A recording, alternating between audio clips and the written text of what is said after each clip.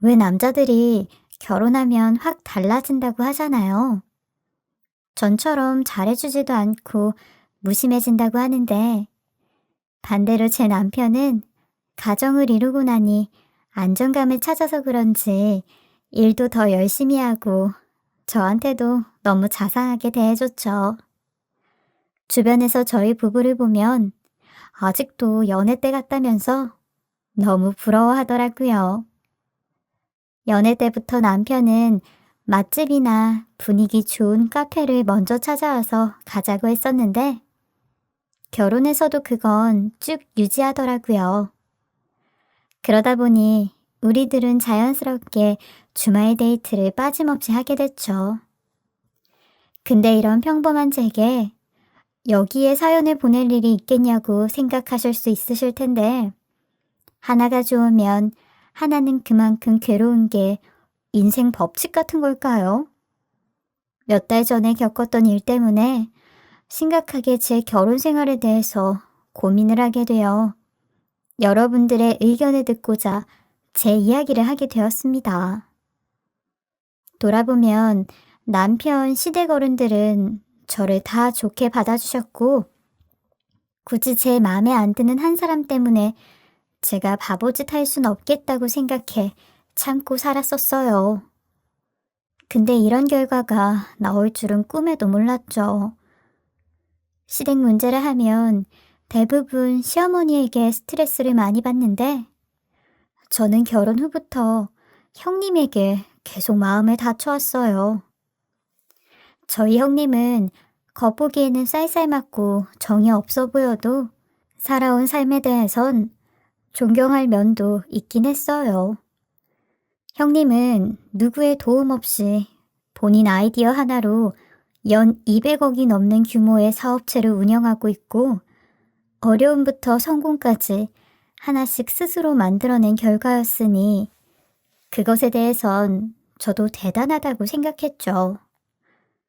그런데 항상 저를 깔보는 게 밑바닥에 깔려 있었어요. 마치 본인은 태생부터 엄청난 재벌이었다는 것처럼요. 솔직히 형님도 사업이 잘 되었으니 이렇게 큰 소리 뻥뻥 치는 거지. 과거에는 저랑 별반 다를 게 없었는데 그런 형님이 갑자기 재벌놀이를 하는 것도 저는 너무 어처구니가 없었죠. 동서, 내가 선물을 좀 할 때가 있는데 도대체 뭘 사줘야 할지 잘 모르겠어서 동서한테 좀 물어봐야 될 것 같아. 아, 선물요? 네, 물어보세요. 어떤 분한테 드리는 건데요? 보니까 딱 동서 수준 정도로 사는 것 같더라고. 내 주변엔 그런 수준으로 사는 사람이 없어서 말이야. 네, 형님? 그게 무슨 말씀이신지. 제 수준이 뭐 어떤데요? 그냥 서민이야. 월급 간신히 200, 300 받으면서 10만 원도 적응 못하고 아둥바둥 하는 살면서 죽겠다는 소리 하는 서민. 그러니 내가 이런 사람한테 선물을 준다고 해도 과할 수 있잖아? 워낙 나랑 급 차이가 나니까. 그래서 적당한 걸로 고민하고 있는데 동서는 어떤 선물 받으면 좋아? 서민이요? 글쎄요. 뭐 대한민국에서 사는 사람들이라면 거의 대부분은 그렇게 살지 않을까요? 형님이야 워낙 돈을 잘 버시니 모르겠지만 다들 그렇게 살아요. 그리고 선물도 사람마다 달라서 제가 뭘 해드리라고 말하기가 좀 그러네요. 그분 취향을 제가 아는 것도 아니고요. 아니, 그래도 같은 계급에서 사니까 대충 필요한 건 똑같을 거 아니야. 그렇다고 내 수준에 맞게 몇백씩 하는 선물을 주면 부담스러울 거고, 그치? 나야 늘 남들한테 주는 선물은 몇백씩 하는 선물을 주지만 말이야. 당연히 몇백씩 하는 선물은 부담스럽겠죠.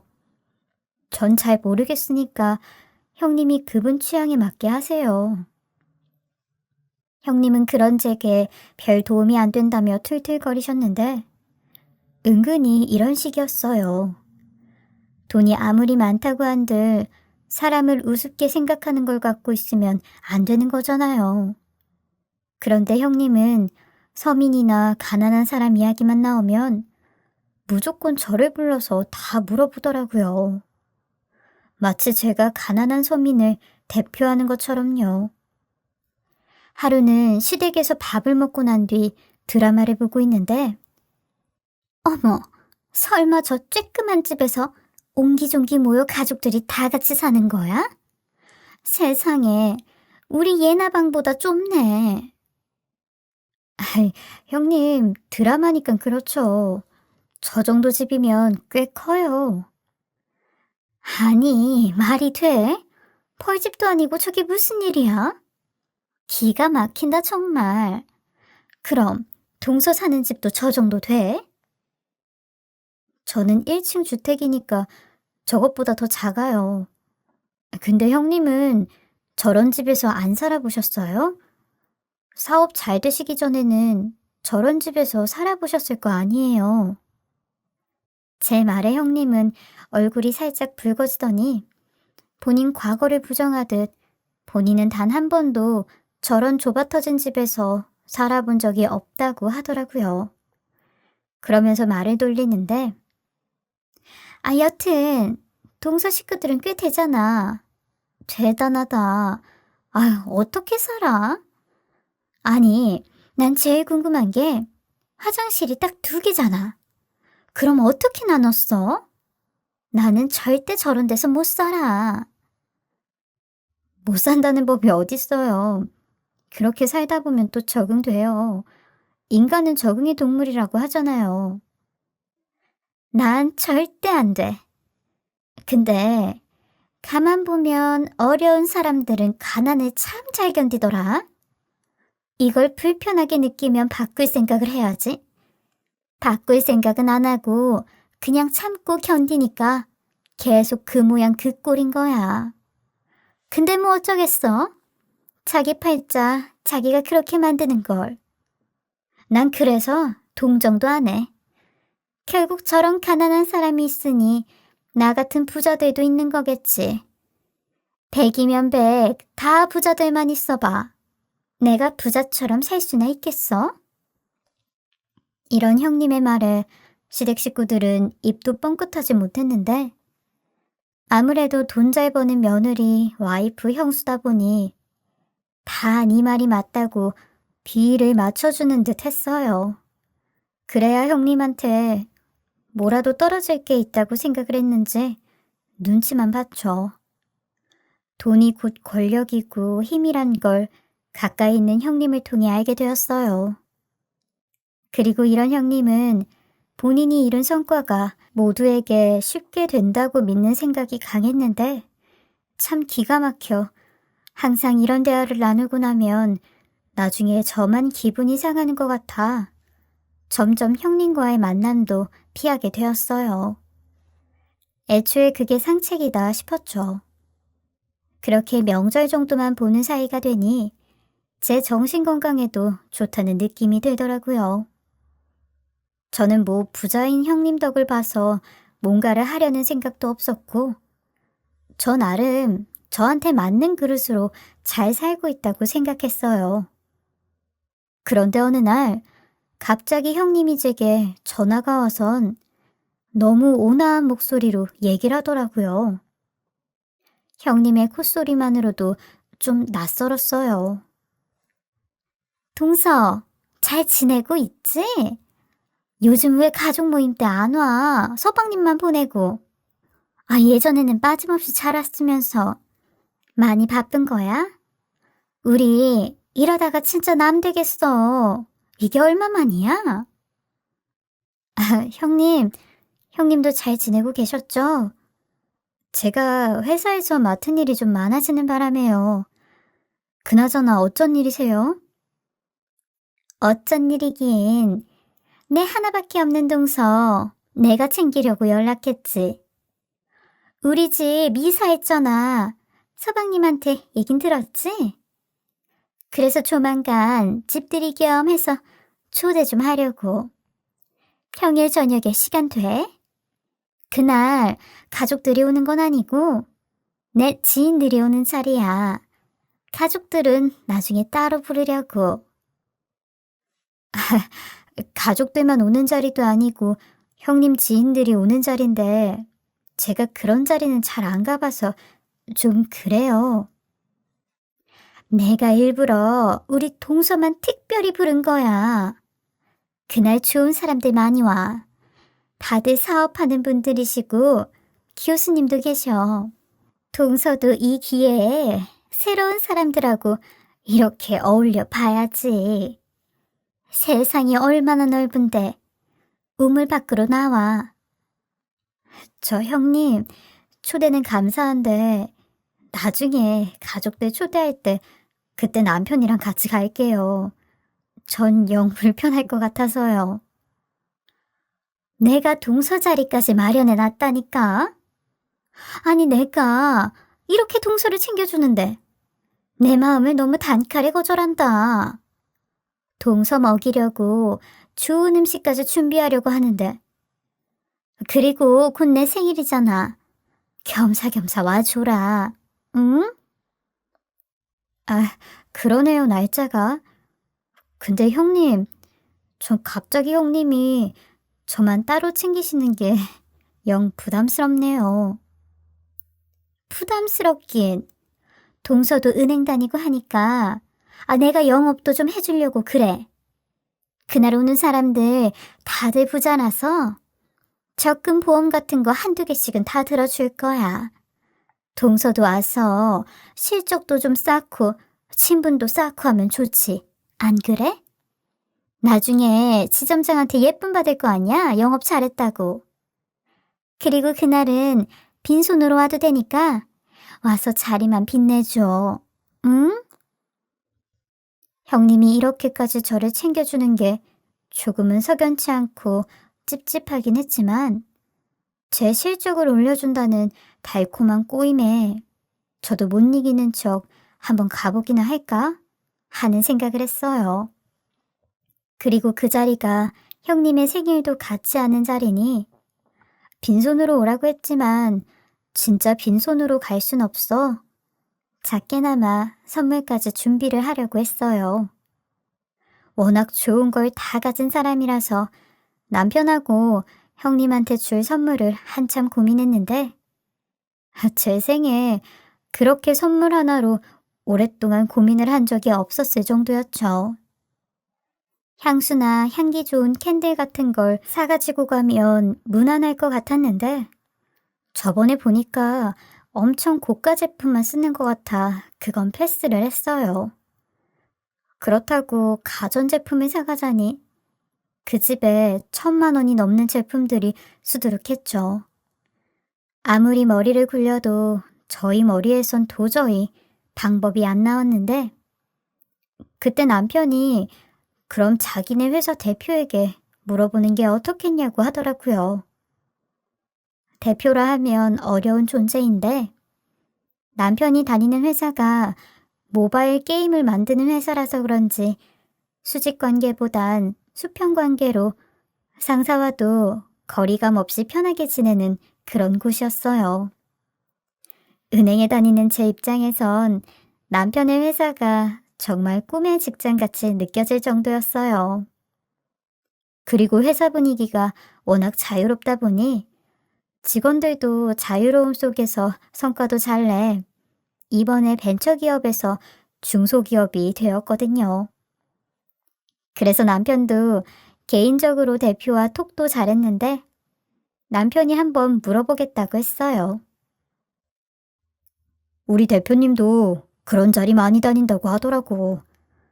저번에 보니까 형수님 사업도 잘 알고 있더라. 괜히 내가 뭐 그 집안 사람이다 하면 생색내는 것 같아 잠자코 있기는 했는데 물어볼 순 있지. 워낙 편하고 좋은 분이시잖아. 근데 당신 회사 대표는 좀 동네 아저씨 같던데. 워낙 격 없고 그런 품격 따지는 걸 싫어하셔서 그래. 나는 우리 대표님 보고 저렇게 부자인데 어쩜 저런 저렴한 옷을 입고 소주를 마실까 했다니까. 그런 사람은 처음 봤어. 근데 진짜 멋진 분인 게 사람 수준이나 그런 게 마음에 있다고 생각하는 사람 같아. 겉모습으로 누구 판단하고 그런 짓은 안 하셔. 우리 대표님, 그래서 내가 좋아하잖아. 하긴, 당신 대표 보면 세상에 그런 부자가 다 있구나 싶다니까. 매출 많이 나오면 성과금으로 다 직원들 챙겨주고. 아, 나도 이과 나와서 컴퓨터 전공이나 할 걸 그랬나 봐. 참, 당신도 좋은 회사 다니고 있는데 뭘 그래. 일단 내가 대표님한테 그럼 물어볼게.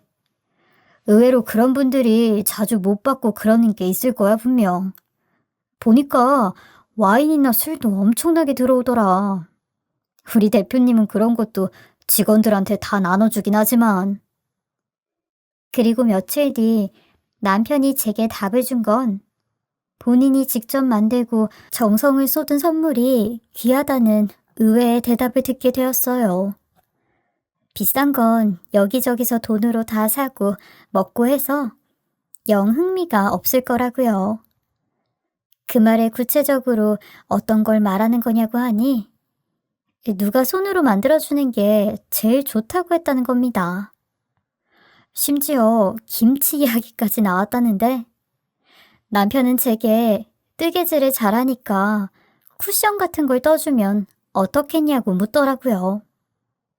하긴 생각해보니 형님네 소파가 너무 커서 쿠션이 많이 필요하긴 할 것 같아. 저는 제가 잘하는 뜨개질로 선물을 준비하기로 했어요. 그렇게 한 열흘 동안 정성을 다해 퇴근하고 와서 짬짬이 뜨개질을 했고 초대받기 하루 이틀 전엔 밤까지 새가며 예쁜 쿠션 커버를 만들었어요. 선물이라는 게 받을 사람을 생각하며 만들면 그 시간이 더 행복하다고 하잖아요. 물론 형님을 좋아하는 건 아니었지만 그래도 그 공간에 잘 어울릴까 고민하면서 밤마다 그걸 만드는 작업이 내심 좋았던 것 같아요. 오, 드디어 완성? 당신이 이렇게 밤마다 졸아가면서 만든 작품인데 내가 형수님 만나면 다 말해줄게. 근데 난 마음엔 드는데 그 집에 어울릴까 모르겠네. 무난하게 뜨긴 했는데 에이, 괜히 걱정된다. 소파가 어두운 색이라 안 봐도 딱 어울릴 거야. 좋아. 그렇게 저는 꽃다발과 선물을 챙겨 형님이 초대를 한 날 으리으리한 대저택에 가게 되었어요. 그 전에 형님이 살던 집도 바로 앞에 한강이 보이는 곳에서 살았는데 이번에 이사한 집도 한강뷰 못지않게 엄청 좋은 곳이었어요. 입구에서부터 문이 3개나 되는 곳이라 차 없이는 오르기도 힘든데 선물에 꽃다발까지 품고 안고 힘겹게 올라 도착을 했죠. 올라와 보니 이미 주차장에 차가 한가득 있더라고요. 괜히 긴장도 되고 처음 보는 사람들이 많아 걱정도 드는 상황이었지만 정 어색하면 선물만 전해주고 오잔 생각으로 들어갔어요. 근데 그곳에 들어가니 제가 생각했던 것보다 더 화려하고 마치 결혼식장에 온 것처럼 다 꽃으로 장식이 돼 있었어요. 요리사까지 와서 음식을 만들고 있었는데 그 광경에 눈까지 휘둥그레졌죠. 아예 형님이 이번 집들이에 아주 일을 간 듯했어요. 이게 집에서 가능한 일인가 싶을 정도였는데 어색해하며 집 안에 들어서니 멀리서 저를 발견한 형님이 와인잔을 한 손에 들고 와선 저를 맞이하더군요. 술이 적당히 취한 상태인지 반갑게 인사를 하는데 한쪽으로 저를 부르더라고요. 우리 동서, 어서 와. 내가 동서 올 줄 알았어. 고마워. 우리 저기로 자리 좀 옮기자. 내가 소개해줄 사람도 있고. 네, 형님. 근데 형님, 전 이런 자리인 줄 모르고 제대로 차려입지도 못하고 퇴근하자마자 왔어요. 괜찮아, 괜찮아. 동서가 뭐 차려입으려고 해도 입고 올 옷이라도 있어? 없잖아. 차라리 이렇게 후적지근하게 입고 온 게 더 잘 먹힐 수도 있어. 오늘 영업 많이 해가야지. 그치? 아, 형님, 전 그런 말 뜻이 아니라. 나도 농담이야, 농담. 그럼 지금이라도 내 옷장에서 하나 입을래? 아, 아니에요. 근데 형님은 엄청 화려하게 드레스까지 입고 오셨네요. 이런 드레스가 집에 있으셨어요? 왜 그런 줄 알아? 비싼 옷이 옷장에 너무 많이 있는데 이런 날 아니면 입을 기회가 없거든. 저런 드레스가 몇 천만 원씩 하는데 아깝잖아, 그냥 두면.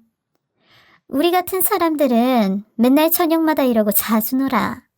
안 그래도 버릴 옷 많은데. 줄까? 아니요, 됐어요. 제가 무슨 이런 옷을 어디서 입겠다고요. 형님, 저는 오늘 영업 안 해도 되고 선물만 드리고 가려고 왔어요. 굳이 저 때문에 힘 안 쓰셔도 돼요. 내가 무슨 힘을 쓴다고 해.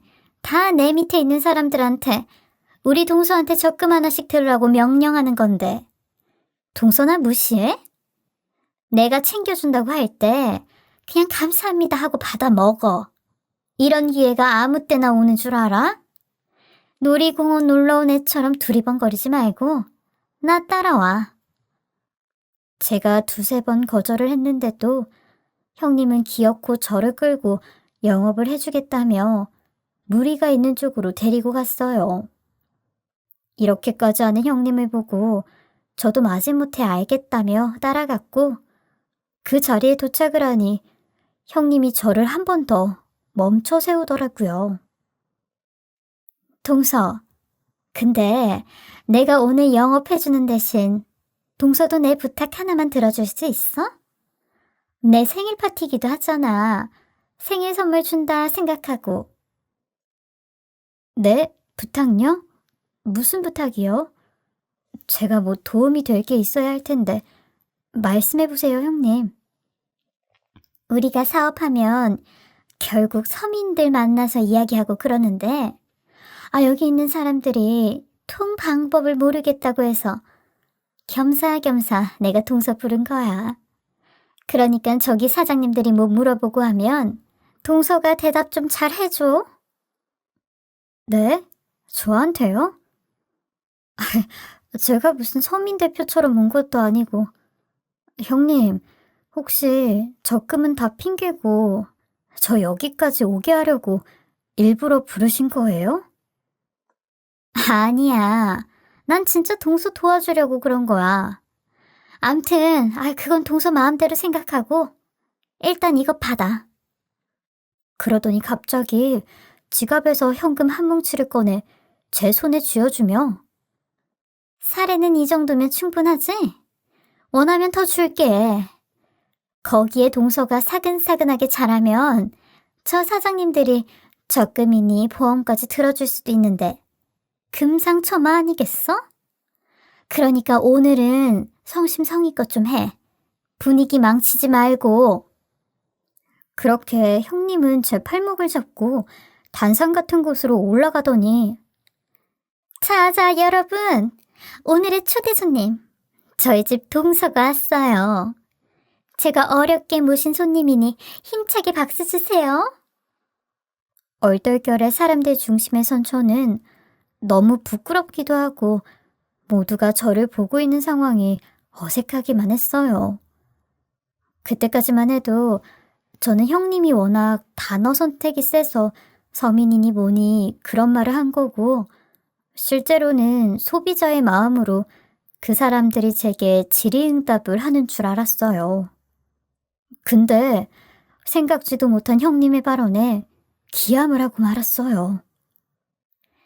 여러분들 다들 영화 기생충 보셨죠? 이분이 그 부자 말고 가난한 집 식구들의 실사판이라고 생각하시면 돼요. 그 지하실에서 살면서 온몸에 벤치하실 냄새부터 능력 없는 자신의 삶을 거짓으로 치장하며 저희 같은 부자들한테 빌붙어 사는 그런 기생충이요. 형님, 그게 무슨 소리예요? 지금 이게 무슨 짓거리냐고요? 형님 정말 이렇게 무식하고 개념이 없으세요? 여기 모인 사람들 다들 한 자리씩 하는 사람들이라면서요. 형님이나 이 사람들 수준이나 다 이 정도로 학급이에요? 지금 사람 세워두고 이게 뭐 하는 짓이냐고요? 저는 너무 화가 나 마이크가 쨍하고 울릴 정도로 소리를 확 지르자 형님이 제게 귓속말로 내가 협조하라고 돈까지 쥐어줬잖아. 그럼 가만히 있어. 하는데 제가 계속 난리를 치자 이내 제 마이크 소리를 꺼버리고 자기 할 말만 계속하기 시작하는 겁니다. 아무튼 우리가 만나볼 수도 없는 상황에서 살고 있는 분이고 저는 우리 동서 보면 너무 신기해요. 먹는 것부터 입는 거, 사는 곳까지 너무 처음 보니까 꼭 드라마 세트장 보는 것 같고 영화 같고 그래요. 여러분도 오늘 그렇죠? 형님의 말에 거기 있던 사람들은 호응을 하고 질문은 언제 할 수 있냐고 물었어요. 21세기에 아직도 이런 말도 안 되는 일이 벌어질 수 있나 입이 안 다물어질 정도였죠. 이제 질의응답을 갖겠어요. 우리가 함께 살아야 할 사람은 바로 이런 분들이니까 오늘 한번 보시고 이야기도 자세히 나누시길 바랍니다. 그리고 질문이 길어진다 생각되시면은 꼭 우리 동서에게 팁을 주세요. 안 그러면 사람이 입을 열기 싫어지니까요. 기생충 팔자들은 더 심하니까요. 아셨죠? 형님의 이런 말도 안 되는 이야기에 누구라도 이게 잘못됐다고 무슨 권한으로 나를 기생충이니 벌레 취급하는지 저 대신 소리를 질러줄 줄 알았는데 그런 사람은 단 한 명도 없었고 되려 위아래로 훑어보며 휘바람까지 불고 환호성을 지르더라고요. 이런 상식 밖의 사람들도 문제지만 이딴 자리를 마련한 형님한테 제일 열이 받았고 저도 눈이 돌아가 형님이 들고 있던 마이크를 빼서 바닥으로 내리꽂은 뒤 형님의 과거를 이 자리에서 다 밝힐 거라고 했어요. 당신도 과거엔 기생충 아니었냐고요. 뭐 언제부터 그렇게 잘 살았다고 잘 산 지 얼마나 됐다고 사람을 이딴 식으로 대우하냐고. 당신 이거 다 자격지심이고 과거에 대한 열등감이라고. 내가 마이크 들고 떠들면 당신도 끝장이라고 막 소리를 질렀어요. 그러니 형님이 금세 얼굴이 새빨갛게 달아올라 저보고 입 안 다무냐고 한마디만 더 나불대면 그땐 가만히 안 있겠다고 하는데 저도 형님에 맞서 뭐 어쩔 거냐고 대더니 글쎄 제게 손을 올리며 제 입을 세게 틀어막기 시작하는 겁니다. 가뜩이나 형님이 저보다 덩치가 더 커서 밑에서 누르는 힘에 저는 속절없이 그대로 주저앉게 되었어요. 그리곤 제가 가지고 온 선물을 뺏어들곤 이딴 걸 선물로 가지고 왔냐며 사람들을 향해 기생충 세상에 사는 동서님이 선물을 준비했는데 같이 열어보자고 하였고 제가 준비한 걸 꺼내보더니 모든 사람들이 박장대소를 하며 웃더군요. 이딴 걸 선물이라고 가지고 왔네요, 여러분. 뭐 의류 수거하면서 갖고 온 건가요? 용도가 뭐야 이게? 걸레를 선물로 준 것 같은데? 동서는 나 엿먹이려고 걸레를 선물로 가지고 온 거야? 여러분, 우린 이런 선물을 해볼 생각도 안 해봤잖아요? 이렇게 서로의 삶을 알아가는 거예요. 의미 있죠, 오늘? 그러더니 갑자기 형님이 마당에 있던 계집에 제가 뜬 쿠션 커버를 던지더라고요. 그게 날아가는 순간 며칠이고 생각하면서 만든 제 정성까지도 다 짓밟히는 기분이 들었어요. 지금 이렇게 형님에게 짓밟힌 것도 너무 억울한데 사람 성의까지 이렇게 취급하는 건 아니다 싶었고 저는 젖먹던 힘까지 짜내 저를 짓밟고 있던 형님의 다리를 내팽개치고 그대로 박차고 마당을 나왔습니다. 형님을 포함해 거기 있던 사람들은 제 등 뒤에서 오늘 완전히 코미디 연극 하나 보는 것 같다며 깔깔거리고 수군대는데, 그 몇 분 사이 있었던 일들이 제게는 너무나도 큰 트라우마가 되었고, 그들 앞에서는 죽어도 눈물을 보이고 싶지 않아서 입술을 꽉 깨물고 마당으로 나와 주저앉아 버렸어요. 그런데 마당에 앉아있던 어떤 여자 한 분이 제 팔을 낚아채듯 잡더니 저를 다시 안으로 데려가려고 하는 겁니다. 하도 무시와 치욕을 당한 자리라서 그런지 형님 외에 그냥 여기 모인 인간 모두가 금수만도 못하게 느껴져서, 뭐예요 당신?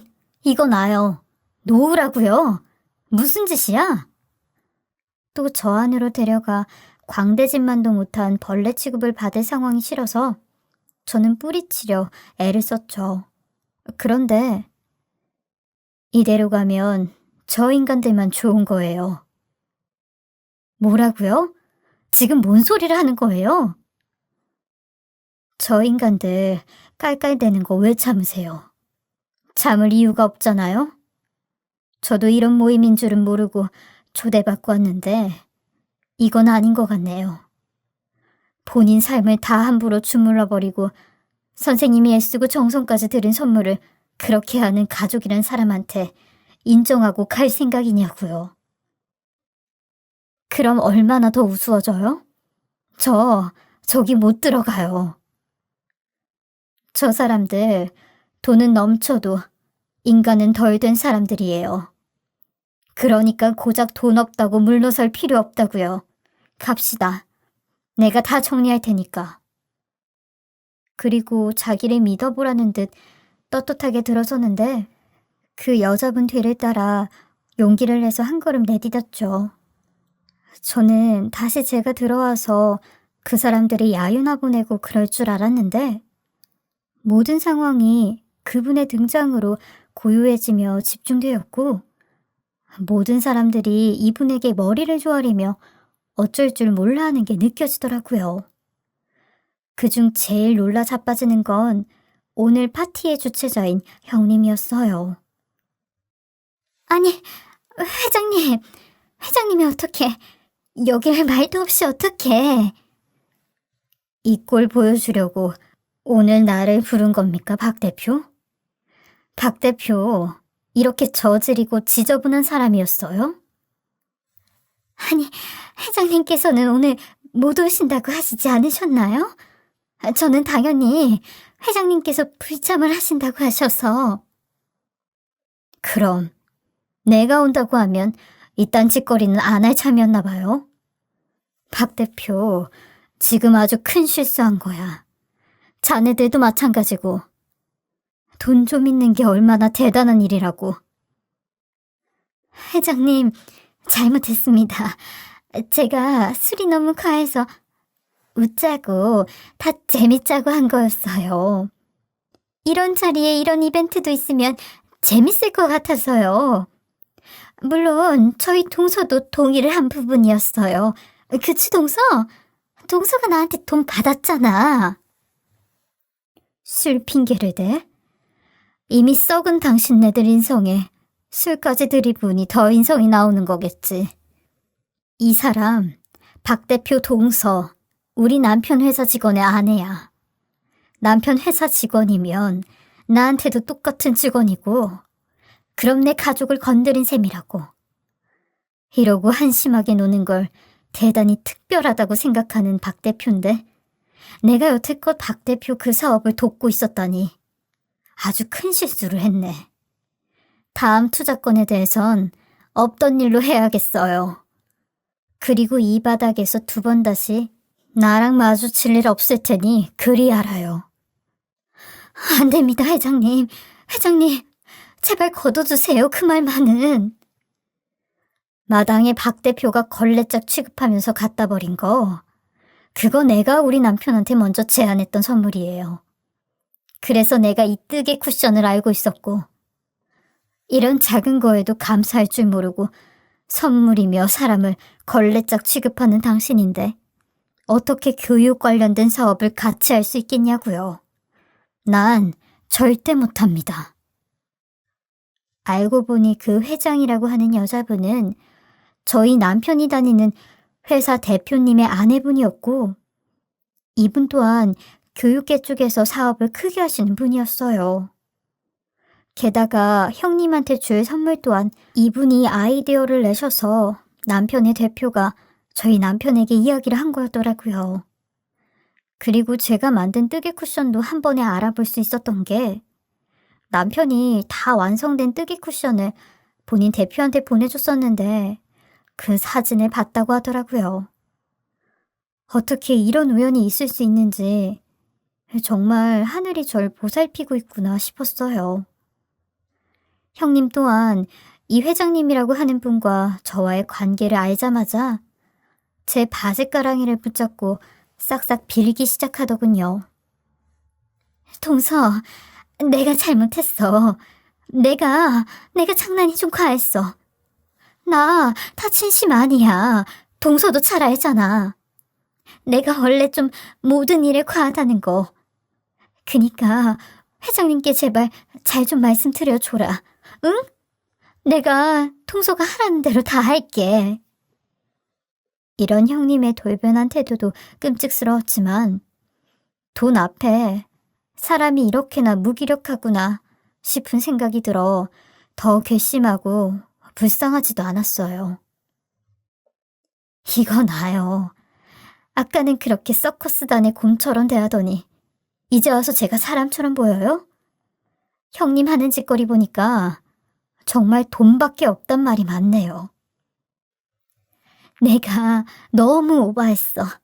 미안해. 잘못했어, 동서. 회장님, 제가 오늘 일은 동서에게 사죄를 하겠습니다. 그러니까 부디 사업일은 내가 입으로 뱉은 말 걷어들인 거 본 적 있어요? 나는 내 말은 금처럼 지키는 사람입니다. 박 대표는 우리랑 일할 자격 자체가 없는 자격 박탈자라고요. 형님, 이거 놓으세요. 더 말하고 싶지 않으니까. 솔직히 말씀드리면 저는 형님이 기생충 같아요. 돈에 좀 먹혀서 사는 벌레요. 앞으로는 더 이상 엮이지 않았으면 좋겠네요. 그 회장님 또한 정리됐으면 이만 가자고 하였고 저는 그분과 함께 밖으로 나와 한참이나 더 이야기를 나눴어요. 저는 뭐라고 말씀을 드려야 할지 몰라 감사하다는 말만 했고 이 회장님은 본인이 더 고맙다며 사실 저희 형님이 긴가민가 했었는데 제대로 볼 기회가 없었다고 하더라고요.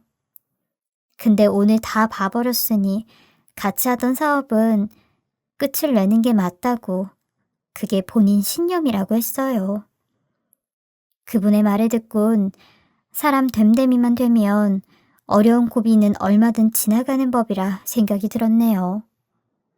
남편이 항상 회사 대표가 좋은 분이라고 말을 했었는데 그런 분 옆에 이렇게 더 좋은 분이 아내로 있으니 이분들은 성공을 할 수밖에 없는 사람들이다 싶었어요.